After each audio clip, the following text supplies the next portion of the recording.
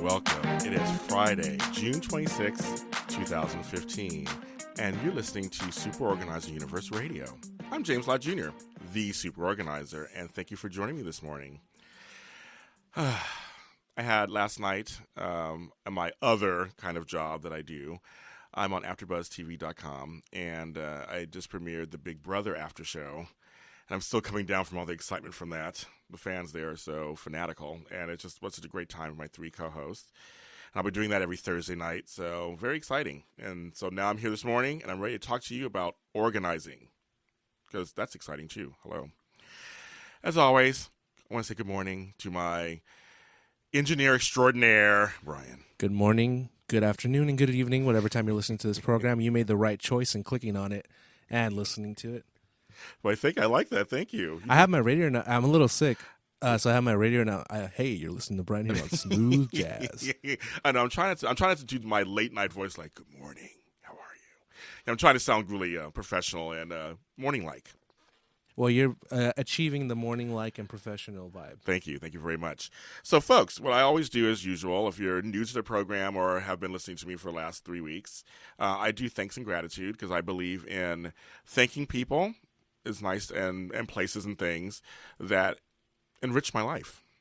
And living in gratitude, I do that every day, and I suggest all of you do the same because we're so fortunate in many ways, and I'd like to accentuate that all the time. So I want to first start out with LegalZoom.com. Yes, LegalZoom.com. So they helped me create my business 6 years ago, and it just makes me so happy that they guided me along the way. And for those of you thinking about maybe doing your own business, it is one place to go that takes you step by step when it comes to incorporating it or making an LLC. They're also good for copywriting and making things, trademarking. They're really great. And they really talk me through it. And I'm just so grateful to them. And they give me continued support online. And if I ever have questions or need anything, I can go right to them. And they're just great. Also want to thank my three fathers. I've had a biological father, of course. I'm James Lott Jr., as you know, so there is a senior. And I want to thank him for just showing me kind of how to be a man. And my other two men in my life, Larry Jones and Moses McCullough, were my stepdads. And they are in my life currently. And they continue to show me how to be a man. Their love and support means a lot to me. Having good male role models can be important to both boys and girls. And I was just very fortunate to have all the lessons right in front of me through them, good, bad, different, however. And I just really want to thank them because they all make who I am today. Because I always believe that people who are in your life, whoever they are, they make who you are today. And I like who I am today. And then lastly, and again, they're not last, just as the way I wrote this down, my organizing clients. I said this last time, they're just so great and wonderful. I'm so lucky. But I want to thank them in two different ways. One, I learn from them. They make me a better organizer and a better businessman. They help me fulfill my passion, every day by just working with them. And they also reinforce that I made the right decision. The second way I want to thank them is that right now I've been going through a growth spurt in my business, and I am doing my best for time management and organization. I just organize myself half the time. And they've been wonderful through this whole process. The last month or so, I've done a lot more TV and media projects. I've gotten more clients, so it's been an abundance of riches. And my clients have been just so wonderful, supportive, just have been completely worked with me because we're a team effort. I believe every client that I work with, we are a team. It's not just me working for you. I'm working with you. And many other organizers out there, I believe, if you're not, you probably agree with me in that aspect that, yes, you hired me, but we are working together. And so they've been working together with me to accommodate my schedules, and I'm working with them to accommodate their schedules. And I just want to give them a really big shout out and thank you. And I'm just so fortunate to have them. And thank you for going through this journey with me. So I have a statement to make. I won't be doing anything too political or militant on this program. It's not the kind of program for this kind of thing. But every once in a while, something will come up that I want to address. And I feel that it's very important for me to address this in this program, in this fashion, because it's about organizing. The other day, I was taking an Uber. And the Uber drivers will start talking, and it happens. And you're like, hey, what do you do for a living? And I say, I'm a professional organizer. And this one particular Uber driver was like, oh, I love organizing myself. And you can make it a business? I'm like, yeah, I've been doing it for 6 years. It's a business. You can do it. And he's like, I love to organize. And he's like, my girlfriend is like always looking at me because I have everything in order. I take the kids. And we just had this great conversation about organizing. And I love it. It goes to show you could talk about organizing with anybody because it really does cross everything. And he makes a statement during the time we were talking. And this is what I want to address. And the statement is, he says that his girlfriend said to him, you are like a chick. You always have to be organized. So I heard that, and I tell him, I said, well, how do you feel? And she said, he goes, well, of course I'm not a chick. I said, of course not. But what I wanted to talk about is that statement is completely false and outdated. You don't have to be a chick to be organized. I know a lot of chicks who aren't organized. It's one of those things where back in the day, traditionally women ran the house. And traditionally the women did all what they called the women's work, like doing laundry, cleaning the house, cleaning the kitchen. Well, obviously that's not the case anymore. There are a lot of men, there's stay-at-home men who, take care of the family. There are men who are single who clean their houses and they live an organized life. It's just not exclusive anymore to just women. Organization at home does not have a gender. So I will try my best as I do this program and in my practice to help eradicate that thought from people's minds. Because it crosses no gender, or crosses all genders, I should say. There seems to be a thought that men can be organized and in charge at work, but they're still men. How did it become when they're in their personal lives, if they're organized, they're seen as feminine or prissy or picky? It's like, no, that doesn't matter. It's like, let's get that image out of our heads. You don't have to be fussy to be organized. You just like things where they are. You like to have a life that works. There's something wrong with you, some people think, and think that you are OCD if you're organized. That's not the case either. You just like things in order. There's a better way to live when things are in order. So one of my goals for this radio show, for my practice, for my blog, for everything, is that men and women both should be organized. It's essential to a healthy life. Period. We need to take labels off of people anyway, but in terms of organization, let's get that out of just men and women are organized. So he's a good organized person. She should be very happy that he is. That's my statement for today. I know it's Friday. You're like, it's 10 o'clock in the morning if you're in California, but I want to get that out. So thanks for listening to that. Also, this week, I had a discussion with my other organizers over 2 words. Because when I first started the business, you hear all these kind of catchphrases and words when it comes to organizing, and these 2 phrases I heard, and I wasn't sure which one to use. And the phrases were declutter or unclutter. So it's really funny. There's this whole thing about de and un. They both mean different things or whatever. So I looked at the dictionary, and the prefix de suggests completeness and finality. For example, to destroy, demolish, deflate, depart. While on the other hand, un implies the reversal of opposite of something that could lead to a finality. Untarnished, unharmed, unattained, unencumbered.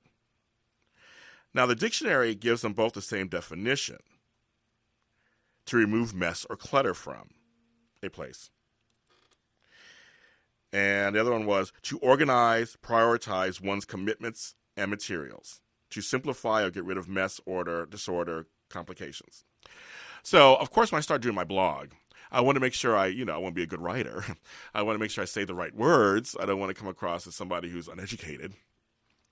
So I went to my fellow organizers online in one of the groups I'm part of, the Professional Organizers Tank. If you are an organizer, you should join the group. I learned so much. And in this discussion, I learned some stuff I'm going to share with you guys. Because, of course, what I learned, I want you to know. So you're going to learn it too. And most folks, I did a poll, and most folks that answered back use declutter. And here's something that's very interesting, because since organization is around the world, it's not just in California or the United States, I'll make sure I say her name correctly. Adrel Brophy told me that declutter is used extensively in Europe to describe her business or their businesses. And her business is the Intrepid Declutterer. So it's good to know that in Europe they use declutter. Like I said, most folks here that I talk to online use declutter.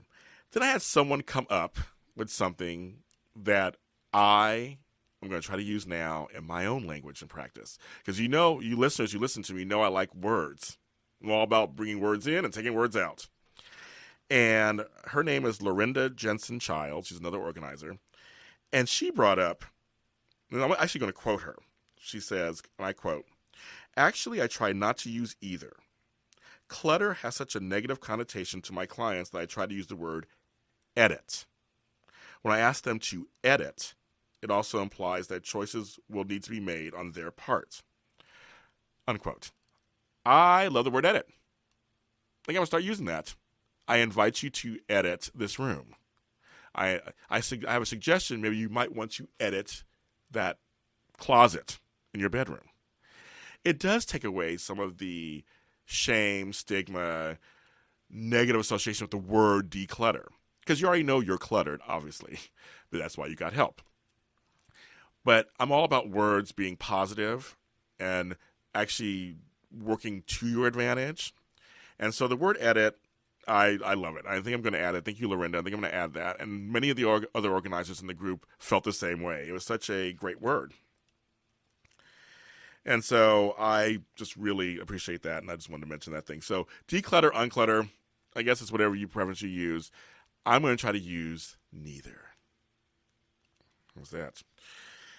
So, very cool. So if you guys at home, when you look at your spaces, what do you think? When you look at your bedroom, what are you thinking? Are you shaking your heads? Are you guys done? It's funny that inertia happens when you see a mess. You would think that when you see a mess, you would go for it and clean it up. But usually when you see it, you're thinking, oh, never mind. And you learn to live with it, of course. Now, are you truly happy about it? Are you truly living, quote unquote? Probably not. But you find a way to maneuver around it. So I invite all of you to edit in your brain. You don't have to do the work yet, but just like kind of edit in your brain your bedrooms or your living room or your kitchen. Whatever room that's a spot that you're like, wow, it does need help. Now, for some people, it might be the whole house. That happens, of course. Edit your house. You want to go a step further, get a pen and pad, or get your iPhone or iPad or a Droid tablet, and just take some notes. Walk around the house, take some notes, look at that kitchen, and go, I'd love to have counter space. And try to think of ways how to get counter space. Or just write down, I like to have counter space. Then hire an organizer to help you, of course. The whole point is to kind of look at your space and find ways to edit it. And even if you don't know the steps to take, that's not so important right now. It's just going through and acknowledging it and looking at it. And, of course, as I said a couple of weeks ago, making the commitment to want to be organized. So I guess I would call ourselves, we're editors now. If you're an organizer or a client with an organizer, we're editors. How's that?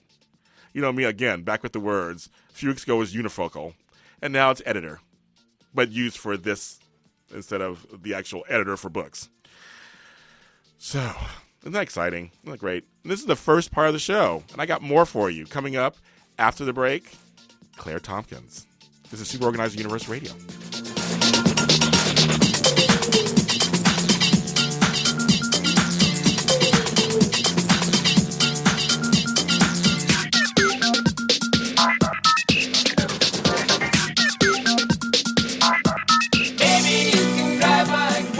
Hi, I'm Edward James Olmos. I'm here to talk to you about RAD, recording artists, actors, and athletes against drunk driving. Think about it. You have choices that you can make in your life. Good choices and bad ones. Drinking and driving, bad choice. Why? The life you may take may even be your own. Think about it. Drinking and driving doesn't mix. Get a designated driver. A public service announcement brought to you by the U.S. Department of Transportation, RAD, the National Association of Broadcasters, and the Ad Council. So, I'm a dog, and I just got adopted by this new human guy, and I'm starting to wonder how he got along without me. I mean, okay, something as simple as walking around the block. He's got this leash thing, and he puts me on one end and him on the other, and I'm just taking him around. I think he's afraid of getting lost. Without that leash and me guiding him along, I don't think he'd find his way back home. But it's kind of cute. A person is the best thing to happen to a shelter pet. Be that person. Adopt. Brought to you by the Ad Council and the ShelterPetProject.org.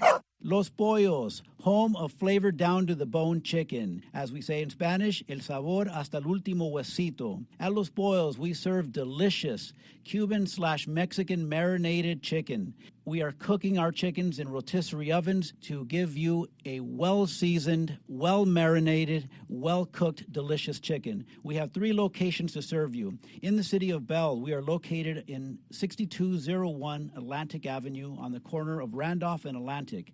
In the city of East LA, we are located on 5161 Pomona Boulevard on the corner of Atlantic and Pomona Boulevard. And in the city of Downey, we are located on 7940 East Florence Avenue in the corner of Paramount and Florence. Come to Los Pollos and experience the most delicious chicken that you'll ever have the pleasure of eating.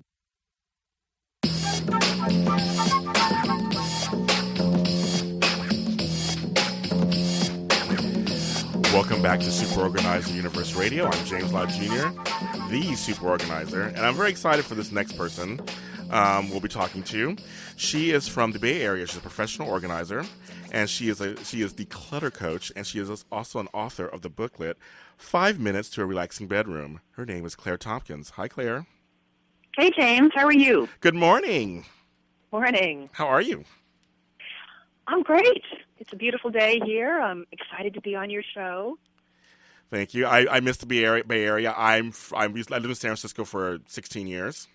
Uh-huh. I used to work in Oakland. Yeah. And so I do miss the Bay Area sometimes. Yeah. Especially on beautiful days. It's nice and sunny over here in Oakland. That's good. It was always sunnier in Oakland. Like, living in San Francisco, of course, I was like, Oakland was always a breath of fresh air. You're always so lucky. So you are from the Bay Area. You are in Oakland. And how did you get into organizing? Well, I started my business, it's been about 16 years now. Wow. I was hunting around for a home-based business because I really just didn't want to do the 9-to-5 anymore. And I did not want to go back to school, so that kind of narrowed my choices. Okay. And I actually read about professional organizers in a book. It was a book about how to start a home-based business. Wow. And as you know, 16 years ago, Yes. if you'd say you were an organizer, people would say, like a labor organizer? Totally, Nobody even knew what it was. No, not at all. Do you organize rallies? I get that. I used to get that sometimes. I'm like, not this year. Just kidding. Yes. Yeah, got it. So then I mentioned it to somebody, and she said, oh, you have to talk to my friend. She's an organizer. So we had lunch, and I joined NAPO, and then I started doing pro bono work, and then just built my business from there. So you actually had a friend who knew an organizer? I had a friend of a friend. Yeah. Wow, how funny Small is world that? department. Yeah. So there weren't very many of us back then. No. And she's still a friend of mine. That's very, very cool. Yeah. Because when I first started 6 years ago, I didn't know any other organizers. I brought up people who were like, I don't know what that is. And so I had to kind of seek it out. So it's kind of cool that you had somebody who had somebody to talk to you through it. So yes, and it was very valuable joining the National Association of Professional Organizers. I got tons of valuable advice and connections there. Well, that leads into the next thing. So you are a member, like I am. We're both members, and so you really found value in being a member. Yes. Oh, yes. Good. Yeah. Did you go to the conference this last April in LA? I did not. Okay. No. Okay. That was my first conference. I had a great time. I had the best time. I got a natural high being around all the other organizers. Yeah. I was like, I don't need drinks or anything. I just feel so happy right now. This is crazy. So when you joined NAPO, did you take any of the courses? Did you start going to the meetings? I went to the meetings. There weren't any courses back then. Oh, how James. funny! It's like you're forgetting. I'm like, I came in 10 years after you. Yeah, we were all Wow. just kind of making it up back then. Wow. So you really are. So you really are part of like kind of the early years of NAPO. Well, not the super early I know years, those but were it like was the still years. quite small. Yes. Yeah. Wow. Yeah. So then you've seen it change and grow all these years then to what it is today. Yeah, and I mean, I really have learned most of what I know, well, from other organizers. I also learned from my clients. I'm sure you know that. You learn from your clients all the time. Yes.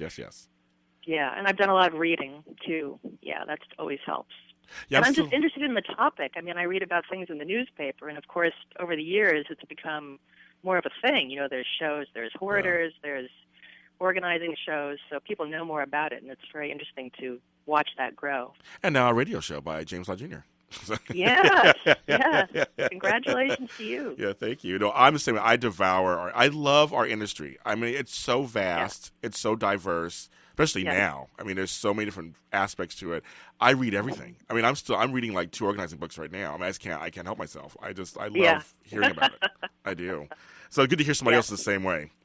Because, I mean, do you agree that most of us in this profession, we chose it? I mean, it's kind of a passion thing. Yes. Oh, yes.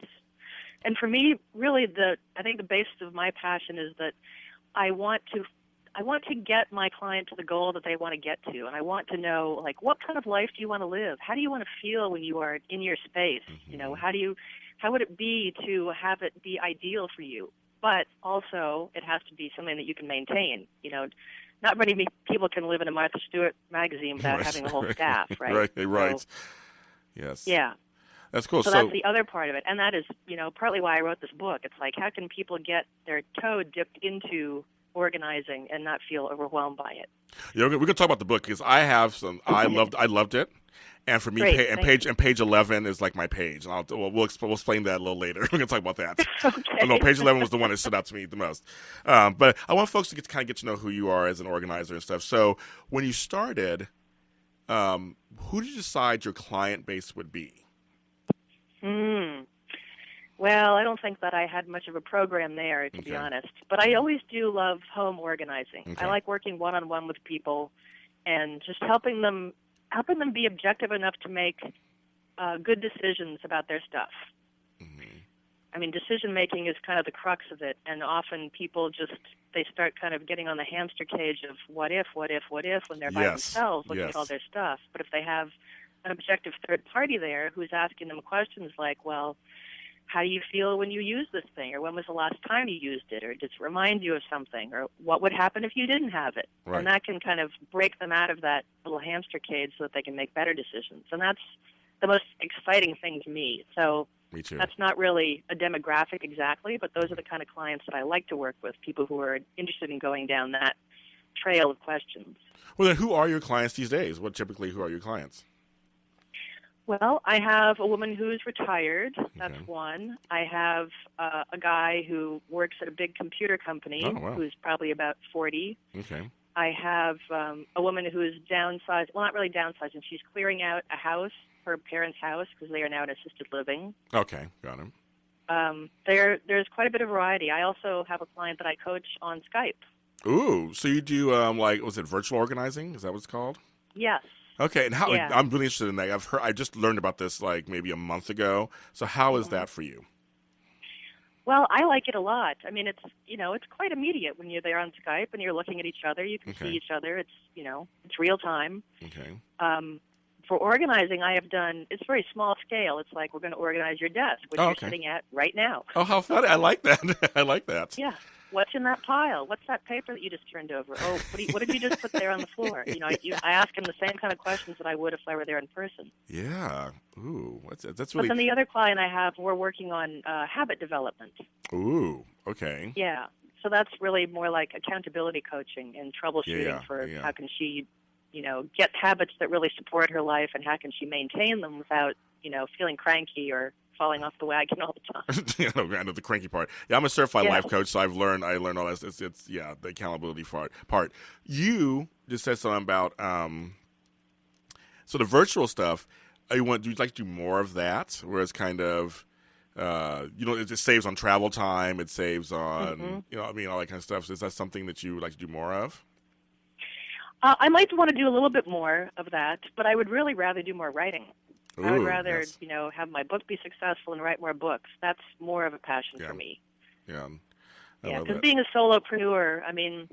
There's not that much more time that I really want to be sitting here at my computer. Yes, I don't believe it. No, trust me, I understand that too, because all the paperwork you have to do and things you have to do. Yeah, I get that. Mm-hmm. And so now, and I want to ask this for you because you're like me, we're our own people doing our business. How do you determine how many clients at one time to have? I'm still learning that. I'm still kind of learning that. Yeah, that can be pretty tough. But there's often flexibility in how often you will see a client as a project goes on. That's true. It's sort of up to you, like how many days a week do you want to work and how much is going to overwhelm you. Yeah. But I've had some clients who have been really gung-ho about getting a job done, or they have some kind of a deadline, so I'll see them a couple times a week for a short period of time. But the woman I mentioned earlier who's retired, I've actually been working with her for about 3 years. Wow, okay.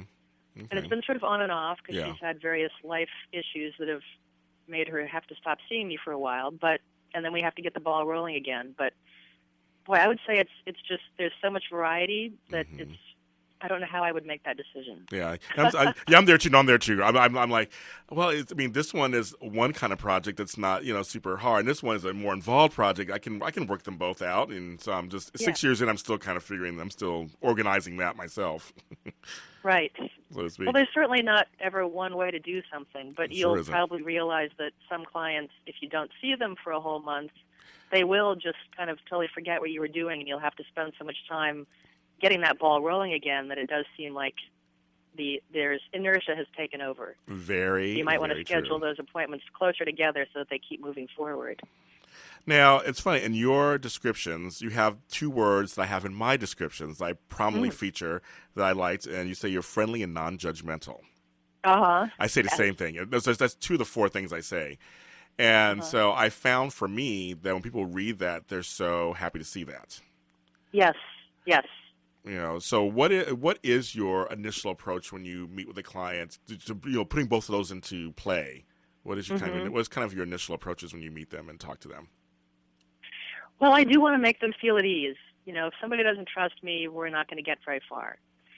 And if somebody doesn't feel like comfortable and as if we're not just sort of like putting our nose to the grindstone and working, because nobody likes that. No, of course. Even if it's tough decision making, I want to make it seem pleasant and lighthearted as much as I can. Yeah. So I do try to set the stage for that. And I emphasize that I'm non-judgmental. It actually hasn't happened for a while, but certainly earlier in my career, I did get this question, are you going to make me throw things away? Yes. And of course I say no. Yeah. But, if you're going to hire me as your organizer, it's my duty to ask you questions about these things to make sure that you really want to keep them. You bring up that is what you're hiring me for. Exactly. You bring up a really good point. That's the thing. Whenever I say I'm an organizer and I get started, it's always, you might get through everything out, aren't you? And I'm like, that's not the whole basis of organizing. I know you guys watch Hoarders. And I'm still trying to break that down for people, that there are people who are disorganized who are not hoarders. Right, Miss Claire? They're not. There's people who just people who are just disorganized and need some help. So I'm trying to break that down, that we're going to talk through the whole process. We're going to go through it. We're going to do it together. I just said it a minute ago before you came on, that even though you hire me, I work with you. Yes. And so I see, it seems that you follow the same kind of philosophy. Yes, I can do some pre-sorting if there's a large quantity of stuff, because it's certainly easier to compare apples to apples. Yes. But for the final decision-making, it has to be the clients. And I try to lead them through that process to make it as clear as possible. But I don't, there's almost always, there's going to be a pile of, okay, we're going to revisit this later. Yes, exactly. I tell people, if they hem and haw, I say, don't force yourself to make a decision. It might be clearer later. You might think on it or sleep on it. In the morning, you'll realize Yeah, actually, I love that thing. I'm going to keep it. But it should be clear to you, or else you're just going to be unhappy with the work. I love that. I wholeheartedly agree. And I had a client recently where we had one item. It sat for 4 visits. So I told her to take your time, and she finally got rid of it. Mm-hmm. And she had to think about it. I mean, it was something she was going back and forth. And I'm like, I don't want you to hurt your brain. I don't want you to get a headache or anything. Right. And you don't want them to do anything that they're going to regret later. Exactly. Because you know who they're going to talk to about that. You. Yes. You're going to say, you made me do it. Ago, Go ahead. I had a client years ago who decided she was going to get rid of her wedding dress. Wow. She had been married, quite a few years before, but she didn't have a daughter to give it to, and she's going to ditch it. And I carried that thing in the trunk of my car around for about 3 days, thinking that she was probably going to call me and ask for it back, but she never did. Oh, wow. But that is kind of a little insurance policy that I use for myself, that if I feel that the client has given up something that seems kind of sentimental, I'll just carry it around with me for a little while, and then I'll get rid of it. Yeah, I try with my clients when it comes to sentimental stuff, when they really showcase that to me and show me this ring or this picture or whatever, I'm like, are you really sure? It's up to you. The decision is yours. I'm not going to tell you what to do. I try to make it really fall on them. Yeah. So you do it. So, okay, Miss Claire, stay on the line. Okay. Stay on the line. We're going to go to commercial break, pay some bills. And then we'll be back with you. So we're going to talk about your book and everything. I love it. So this is Super Organizer Universe Radio, everyone. We'll be back with Claire Tompkins. Thanks, James. Hey, this is Flea from the Red Hot Chili Peppers for RAD. I'm here to remind you that drunk drivers are still a major killer of young adults in this country. So always choose a designated driver, and remember, music lives, you should too. Getting born in the state of Mississippi, Papa was a copper and Mama was a hippie. A public service message brought to you by the U.S. Department of Transportation, RAD, the National Association of Broadcasters, and the Ad Council. Hi, everyone. This is Chuck Harold with my co-host, Tally Ho Bristow, from Security Guy Radio. Regard is a verb, not a noun. Every Monday night at 7 p.m., we challenge the conventional wisdom of the security industry with our plain talk experience, humorous stories, and answers from the top security experts in the field. Tune in each week for the latest security news, enlightening interviews, and a look at a featured security gadget or service. Join us on the web at securityguyradio.com. And listen every Monday night at 7 p.m. exclusively on AdrenalineRadio.com.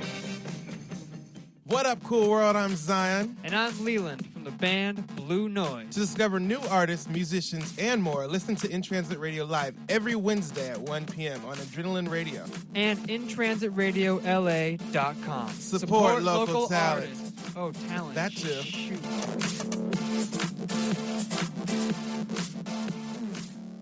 Do you love leather? Do you own a piece of fine leather furniture? Do you love the way it feels when you sit in it? Do you want to keep it that way?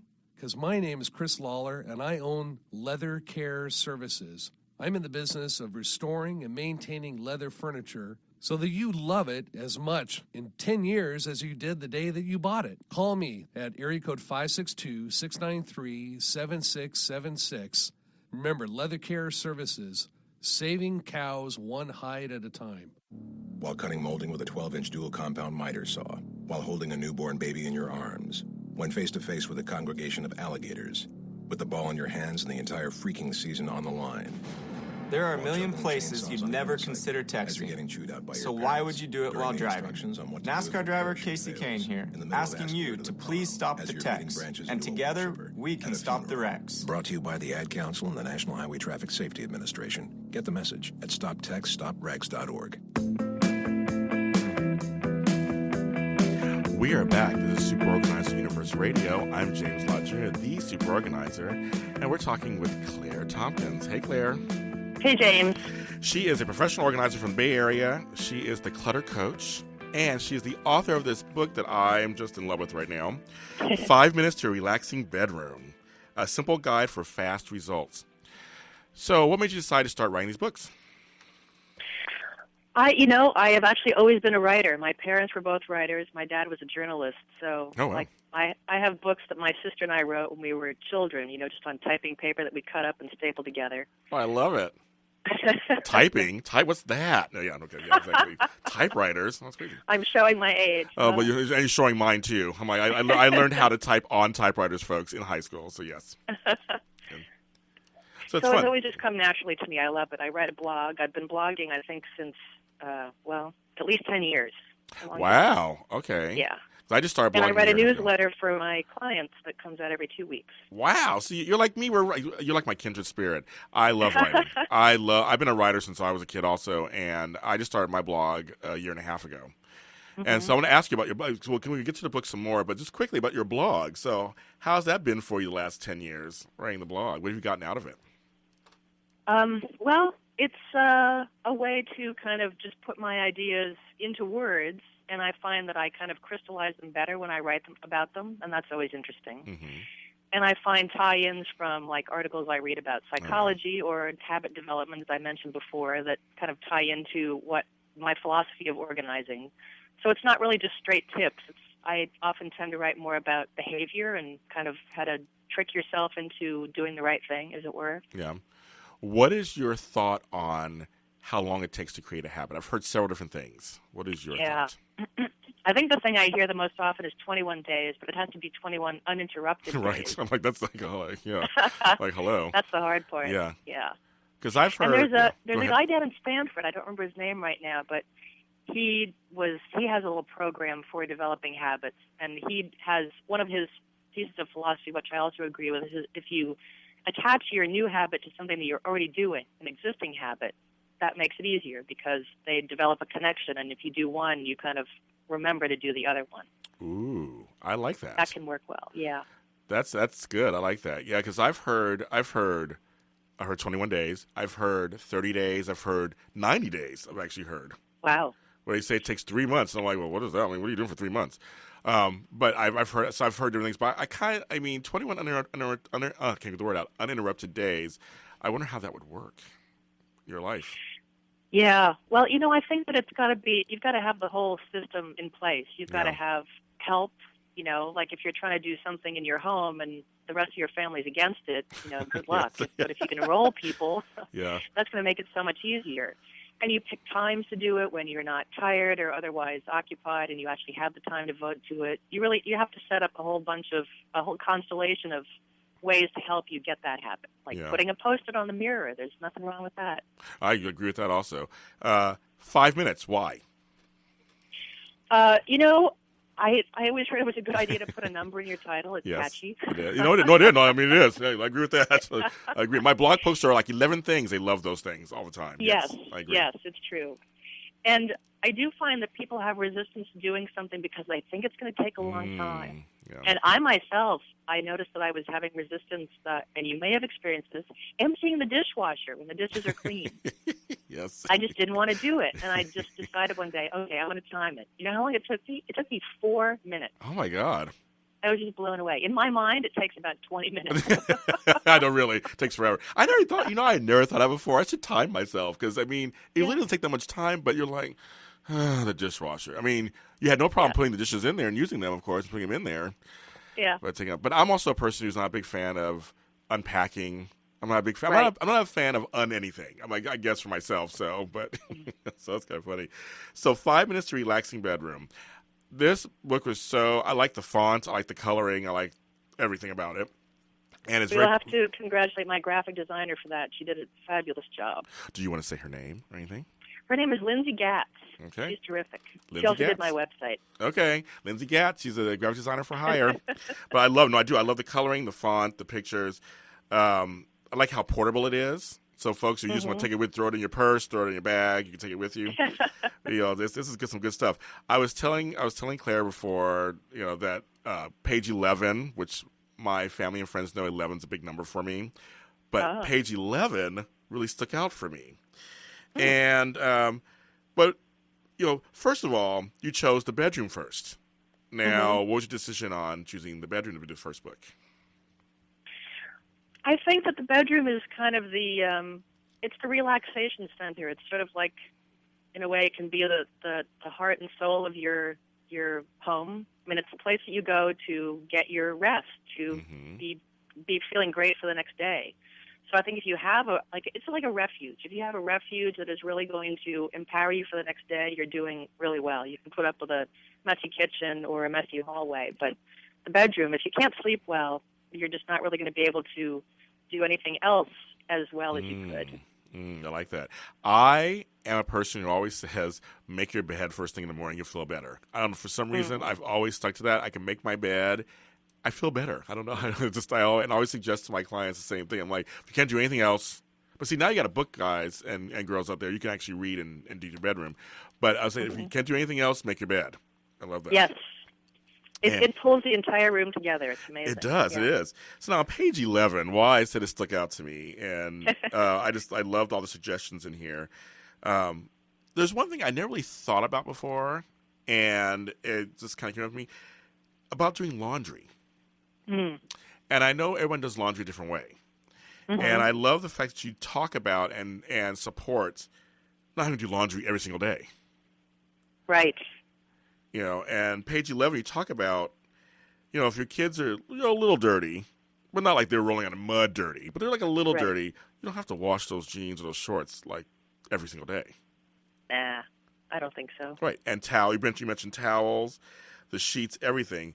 I just that's what that page was like. Wow, I really like that, because it's an important thing. We always think we got all this laundry to do, It's like, well, you don't have to do so much laundry.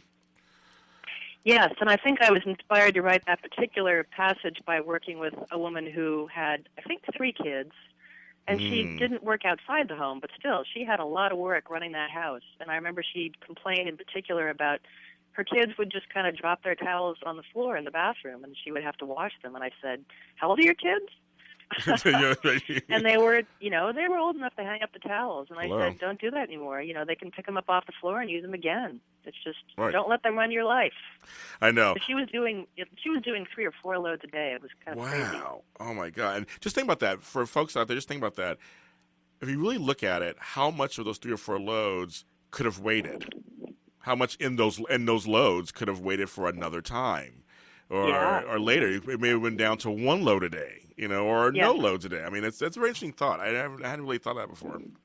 Yeah, and it also has to do with, I just felt very strongly that women should not be the servants of their families. Exactly. Kids need to start doing chores. And as I also say in the book, it's not just about spreading the work around, but you are training them to be mature, self-sufficient adults. You're doing them a favor. Yes. My mother taught us how to do our own laundry. I think I was like 9. When she taught us how to kind of do things, like I said, for ourselves. So that, now I'm an organizer. So thanks, Mom. Yes. But also, one of the things you say on that same page, you have a little box about concept, and it's something that I actually talked about similarly a couple weeks ago about commitment. And you mentioned how you can't start a task and not finish it. Because it basically creates more work. And you can actually read what she wrote in the book when you go get it. But I really talk about that a little bit. I like that about the whole, you got to commit to it once you start. Yes. It's it's true, because it takes more time if you go back to it and start it again. There's, again, sort of that ramp-up time where you have to remember where you left off and what was I going to do next, and yeah, because you bring up, you can't go to I'm kind of paraphrasing, you can't go too close to the finish line and not finish. Right. Yeah, and there's a question that I got from another book. I don't remember who wrote this book, so I can't credit it, but if you do have time to work on something, ask yourself, what can I finish, not what can I start? Ooh, I like that. Yeah, that's a nice I like that. I do. Yeah. I like that a lot, actually. Yeah. So you talk about that, and minute 5 is making the bed. So of course, I read that one. I like that one. I do like that one. It's just such a great. And you're going to do a whole series of these? I want to. Yes, I'm thinking. I took an informal poll, and the answer for the next one was going to be home office. So you just answered my question. I was going to say, what's the next thing? I'm like, see, I would think home office or kitchen, right? Would be like 2 major things. Kitchen would be a fun one. Yeah. Yeah. So home office. I'm doing a home office for 2 people right now. It's like. It's amazing how unorganized and cluttered they can be. Oh, yes.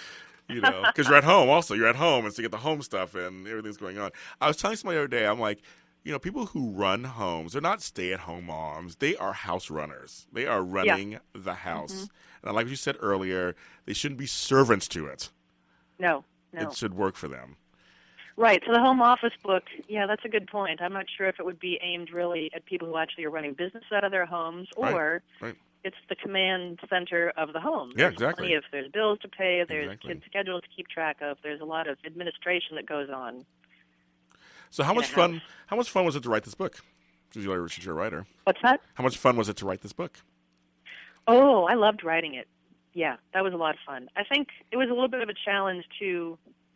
Well, that's not true. I do tend to think I crystallize my thoughts in little bursts the way it is in there. So it's kind of fun to be able to write a bullet point thing because, the whole concept here was to write something that was short and sweet that people wouldn't feel intimidated by and they could kind of read a couple pages and not feel like they were slogging through a long, long book. Yes. I mean, there are lots of organizing books on the market. A lot of them are great. Some of them are written by my friends. There's nothing wrong with them. But there are many, many people in the world who they don't want to take on reading this whole long book and doing it on their own. So this was like a dip your toe in the waters of organizing kind of book. You are speaking to the generation now of short attention spans, too. Well, there's that, too, yeah. Yeah, we know that's it. Sorry, everybody, that's just kind of how it is these days. It's shorter web series, it's shorter TV shows, it's shorter books. And when it comes to self-help or helpful books, that's what I'm saying. I think you're going to be really good. These are going to be great. I'm going to buy every single one you do. And I'm suggesting them to my clients too, actually. So I mean, I think it's thank you, James. It's such a great thing. So there's two questions that I ask every guest when they come on. So it's now your turn. Okay, the first one is, what word do you think should be eliminated from our vocabulary? Oh boy. That's a toughie.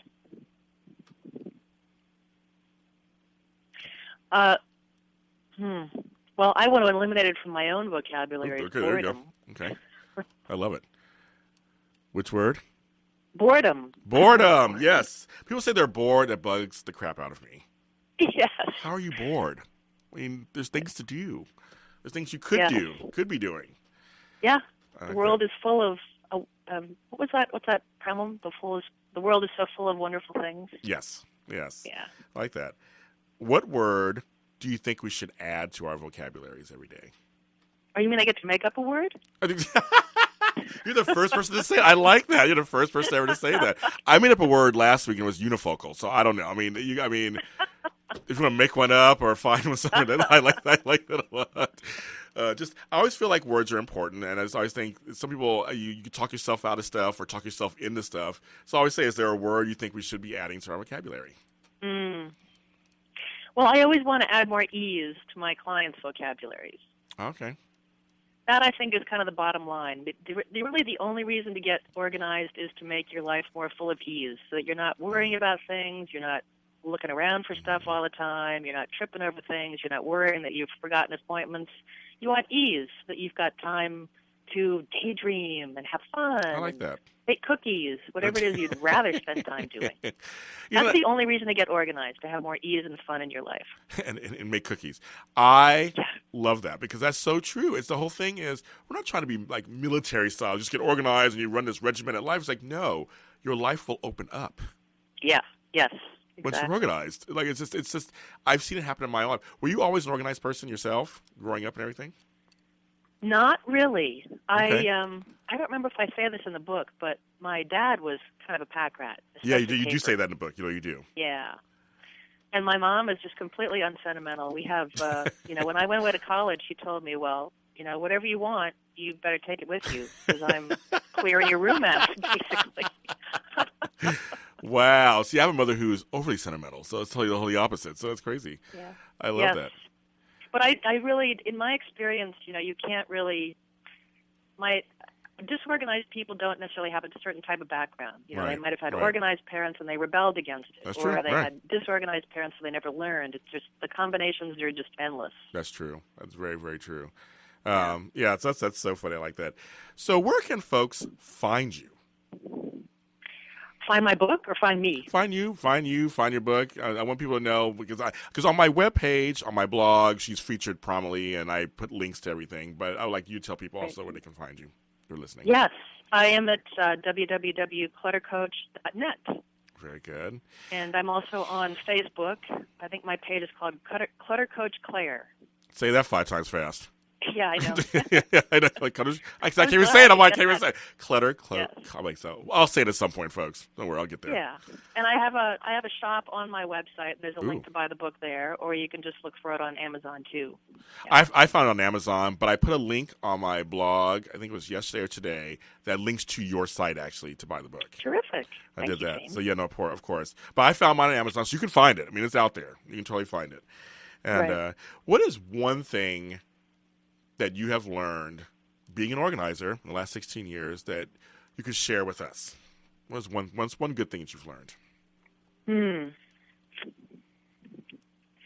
I think that the most valuable thing to me that I have learned is that I know what I know. I have had a lot of life experience. I've had a lot of client experience. I've had a lot of reading. I have taken some classes. Yeah. And I can bring all that to my client's appointment, and I can help them. I know that I can help them, and I feel very confident about that. And that took me a while to get there. Wow. And it's really gratifying. Yay. So I just have more confidence and more faith that I know what I know, and I also know when I can't help people, and that's also important. Very important. Yeah, to be able to refer them to someone else. I agree. Claire, thank you so much. You're a great guest. Thanks for being on today. Thanks, James. This was a lot of fun. Yes, and I'll see you, of course, on all the interwebs and everything. Right, yes. And I want that next book. I'm waiting for the next book. I'm ready. Okay. You'll be the first to know. Thank you. You take care and have a great weekend. Thanks. You too, James. Bye. Okay, bye-bye. And that was Claire Tompkins, the Clutter Coach, and the author of 5 Minutes to Relaxing Bedroom, which you can find on Amazon, or you can find on my page, The Super Organizer, or my blog, thesuperorganizeruniverse.com. We'll be right back for our last segment.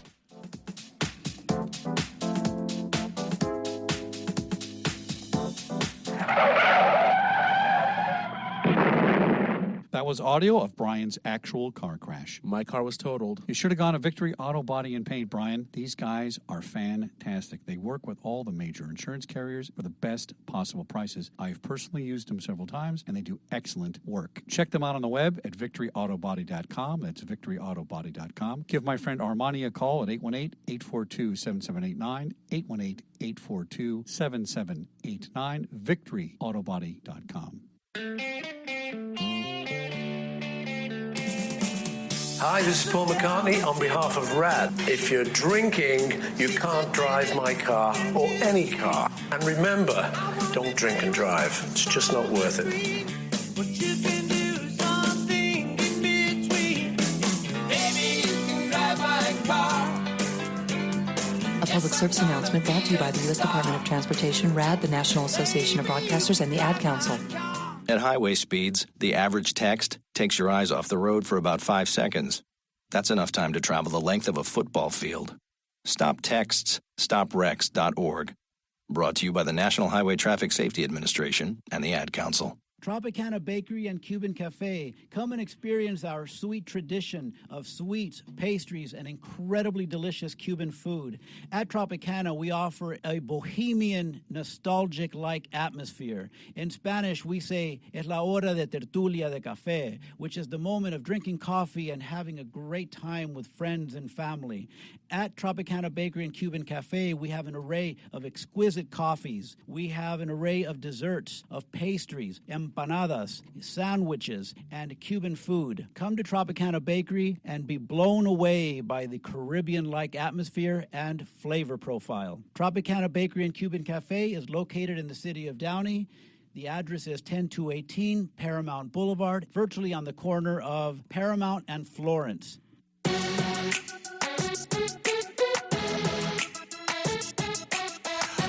We are back. You're listening to Super Organizer Universe Radio. I'm James Lott Jr., the Super Organizer. And again, I want to thank Claire Tompkins for being on. And so we're going to give you, for these last moments, I'm going to give you something to think about. And I have posted this on my actual webpage and my blog. And I think it's something that's very important as we continue this journey, which we will, on my radio show, however long the radio show is on the world of organizing. I call this 5 personality types of the world of organizing. There are 5 types.